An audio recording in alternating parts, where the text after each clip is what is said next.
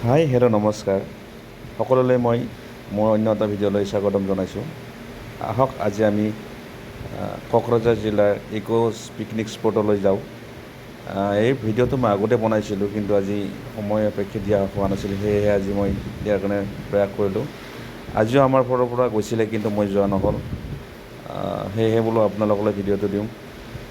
আমাৰ অসমৰ অন্য এখন জিলা কোকৰাঝাৰ জিলাত এইখন অৱস্থিত।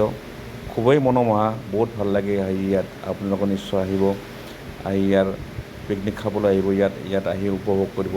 ইয়াৰ যিবিলাক পানী আছে, ইয়াৰ পানীৰ মাজত ধুনীয়াকৈ বহি আপোনালোকে পিকনিক খাবলৈ পাৰিব।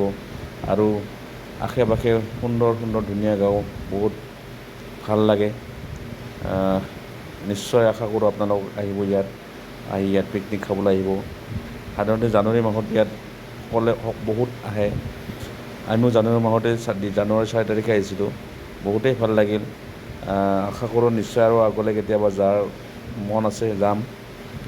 ভাল লাগে, বহুত মানুহ ইয়াত লগ পালোঁ, বহুতৰ লগত চিনাকি হ'লোঁ, আৰু ধুনীয়াকৈ এসাঁজ সকলোৱে বনভোজ প্ৰীতি